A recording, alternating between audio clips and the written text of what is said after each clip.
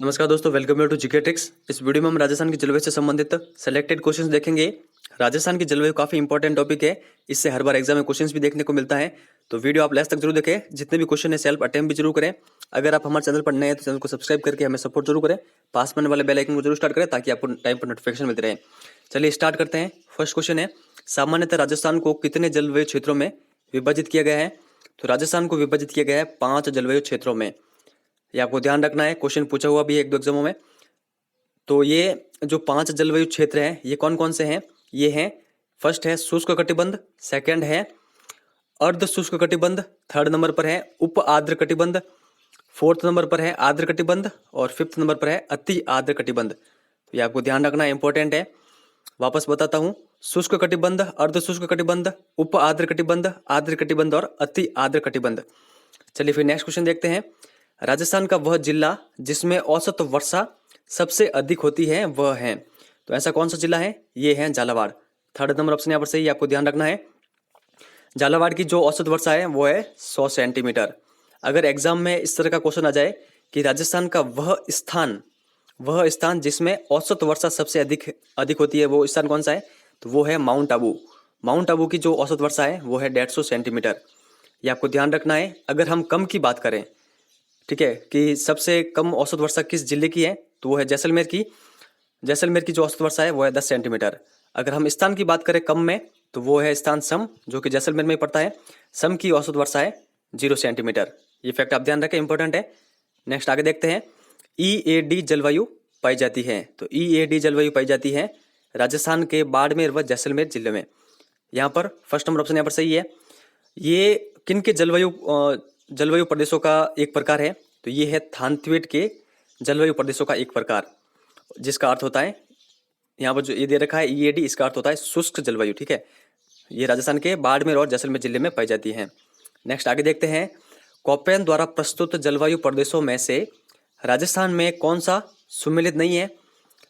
First बात आप ये जरूर ध्यान रखें, कोपेन ने राजस्थान के जलवायु क्षेत्रों को 4 भागों में बांटा था और ये यहाँ पर दे रखे हैं। ये चारों के चारों भाग कोपेन के अनुसार दिए गए थे। ये आपको ध्यान रखना है कौन कौन से है। AW, CWG, BWHW और BSHW। यहाँ पर कौन सा युग्म सही नहीं है वो आपको बताना है। तो ये देखते हैं। AW का दे रखा है दक्षिणी राजस्थान, ये सही है। CWG उत्तरी राजस्थान, ये करेक्ट नहीं है।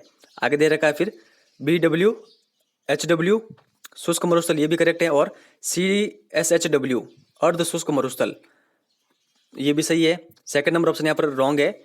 तो इन तीनों का आपको जरूर ध्यान में होना चाहिए। ठीक है, और जो CWG हैं ये मुख्यतः राजस्थान के जो पूर्वी मैदानी प्रदेश है वहां पर देखने को मिलती हैं। ये आप ध्यान रखें, इंपॉर्टेंट है। नेक्स्ट आगे देखते हैं। किस दिशा में राजस्थान में वर्षा की मात्रा में वृद्धि होती है? काफी इंपॉर्टेंट क्वेश्चन है, ये आपको जरूर ध्यान रखना है। इसका जो सही आंसर है वो है ऑप्शन नंबर थर्ड, उत्तर पश्चिम से दक्षिण पूर्व की ओर। वापस यहाँ पर थोड़ा सा मैप के थ्रू देख लेते हैं। समझिए कि ये राजस्थान का मैप है, ये उत्तर दिशा है और ये है पश्चिम दिशा। ठीक है, उत्तर पश्चिम से यहाँ दक्षिण पूर्व की ओर। तो इस दिशा में राजस्थान की जो वर्षा की मात्रा है वो बढ़ती है, वृद्धि होती है इसमें। नेक्स्ट आगे देखते हैं। BWHW से अभिप्राय है। तो इस क्वेश्चन का सही आंसर ऑप्शन नंबर सेकंड, शुष्क उष्ण कटिबंधीय मरुस्थल। ये क्वेश्चन भी एग्जाम में पूछा गया है, आपको जरूर ध्यान रखना है। फिर नेक्स्ट आगे देखते हैं, और ये आपको जरूर पता होना चाहिए, मैंने अभी आपको आगे बताया है। ये जो कोपेन के जलवायु प्रदेशों का एक प्रकार है BWHW। आगे दे रखा है कौन सा युग्म, ठीक है, कौन सा युग यहाँ पर युग्म है सही सुमेलित है। तो फर्स्ट दे रखा है लू गर्म हवाओं से सर्वाधिक प्रभावित बाड़मेर है, आंधी से सर्वाधिक प्रभावित श्री गंगानगर है, भभूलिया से सर्वाधिक प्रभावित बीकानेर है, या फिर उपरोक्त सभी यहाँ पर सही है, सही सुमेलित है। तो यहाँ पर इसका जो सही आंसर है वो है ऑप्शन नंबर फोर्थ, उपरोक्त सभी। तो यहाँ पर 3 इंपॉर्टेंट फैक्ट आपको जरूर ध्यान रखना है। जो लू होती है वो गर्म हवाएं होती हैं जो कि सर्वाधिक प्रभावित करती है बाड़मेर को। आंधी सर्वाधिक प्रभावित किसको करती है? आंधी सर्वाधिक प्रभावित करती है श्री गंगानगर को। आंधी किसे कहते हैं? 1-2 एग्जामों में ये क्वेश्चन पूछा गया है आंधी की परिभाषा। तो आंधी की परिभाषा है धूल भरी व आर्द्रता व नमी युक्त हवाएं। ये आपको ध्यान रखनी है, धूल भरी आर्द्रता व नमी युक्त ये हवाएं होती है आंधी। ठीक है, और आगे दे रखा है भभूलिया। भभूलिया से सर्वाधिक प्रभावित होता है बीकानेर। तो ये भी आप जरूर ध्यान रखें। और बबूलिया की परिभाषा भी पूछी गई एग्जाम में। बबूलिया की परिभाषा है धूल भरी प्लस जो चक्रवातीय हवाएं होती है, चक्रवातीय हवाएं, वो होती है बबूलिया। ये फैक्ट आप ध्यान रखें। नेक्स्ट आगे देखते हैं। शीतकाल में चलने वाली ठंडी हवाओं से सर्वाधिक प्रभावित जिला है। काफी इंपॉर्टेंट क्वेश्चन है। तो इस क्वेश्चन का जो सही आंसर है वो option number second, Churu. Churu सर्वाधिक प्रभावित होता है शीतकाल में चलने वाली ठंडी हवाओं से। और ये किस दिशा से किस दिशा की ओर चलती है जो शीतकाल में जो ये ठंडी हवा चलती है? समझिए कि ये राजस्थान का मैप है। तो जो शीतकाल में जो ये ठंडी हवा चलती है, ये चलती है उत्तर पूर्व से दक्षिण पश्चिम की ओर, इस दिशा में। तो यहाँ पर चूरू भी आता है, तो चूरू को सर्वाधिक प्रभावित करती है। चूरू के अलावा ये सीकर, बीकानेर, इनको भी प्रभावित करती है। ये फैक्ट आप ध्यान रखें। नेक्स्ट आगे देखते हैं। कौन सी समवर्षा रेखा शुष्क व अर्ध शुष्क मरुस्थल को अलग करती है? तो शुष्क और अर्ध शुष्क मरुस्थल को अलग करती है 25 सेंटीमीटर समवर्षा रेखा। ऑप्शन नंबर फर्स्ट यहाँ पर सही है। इसके अलावा एक फैक्ट और भी है जो आपको ध्यान में होना चाहिए। अरावली पर कौन सी समवर्षा रेखा स्थित है? तो अरावली पर जो समवर्षा रेखा स्थित है वो है 50 सेंटीमीटर समवर्षा रेखा। तो ये भी फैक्ट आप ध्यान रखें। नेक्स्ट आगे देखते हैं। अल निनो जलधारा का राजस्थान पर क्या प्रभाव पड़ता है?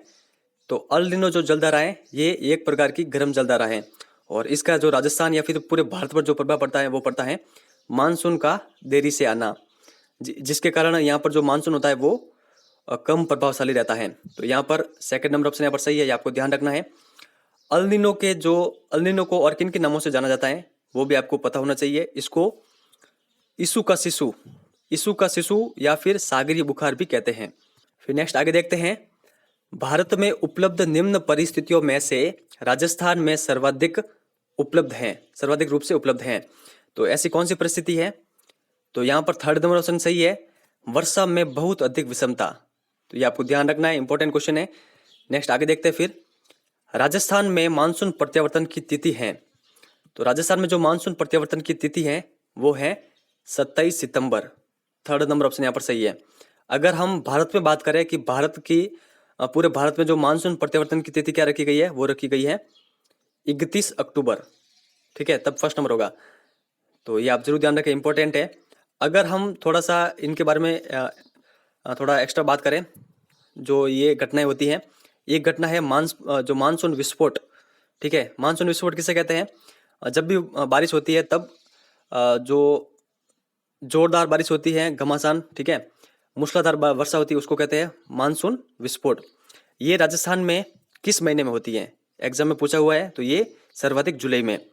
इसके बाद में होता है मानसून प्रतिच्छेदन, यानी जब मानसून विस्फोट होता है उसके 2-3 सप्ताह बाद में वर्षा का ना होना, उसे कहते हैं मानसून प्रतिच्छेदन, और ये अधिकतर अगस्त महीने में होता है। तो ये फैक्ट आपको ध्यान रखना इंपॉर्टेंट है। और एक फैक्ट आप ये जरूर ध्यान रखें कि राजस्थान में मानसून का प्रवेश कब होता है? तो राजस्थान में मानसून का प्रवेश होता है 15 जून को, बांसवाड़ा और डूंगरपुर जिले में। तो ये फैक्ट इंपॉर्टेंट है, आपको ध्यान रखने हैं। फिर नेक्स्ट आगे देखते हैं। थानथवेट के जलवायु वर्गीकरण का आधार क्या था?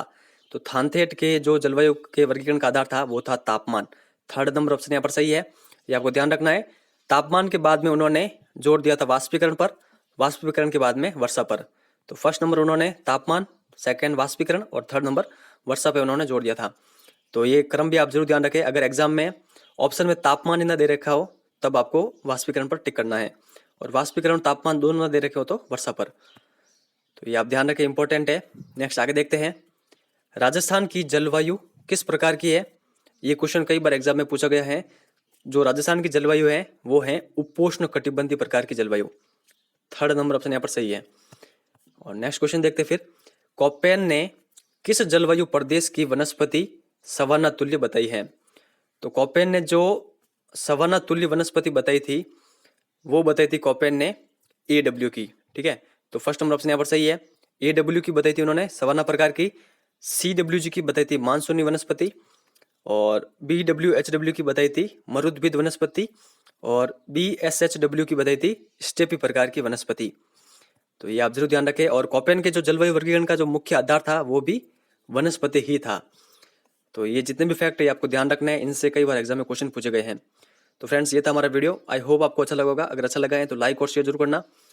और आपको जलवायु से संबंधित और भी एक्स्ट्रा फैक्ट आते हैं तो कमेंट सेक्शन में जरूर लिखें, और जो भी कमेंट सेक्शन में लिखता है मैं उसको पिन करूँगा, ताकि जब भी कोई दूसरा स्टूडेंट उनको पढ़े तो उन्हें लगना चाहिए कि हाँ सच्ची में हमें भी हमारी तैयारी किस प्रकार करनी है। तो चलिए फ्रेंड्स, इस वीडियो में बस इतना ही है। अगर वीडियो आपको अच्छा लगा है तो लाइक और शेयर जरूर करना। धन्यवाद।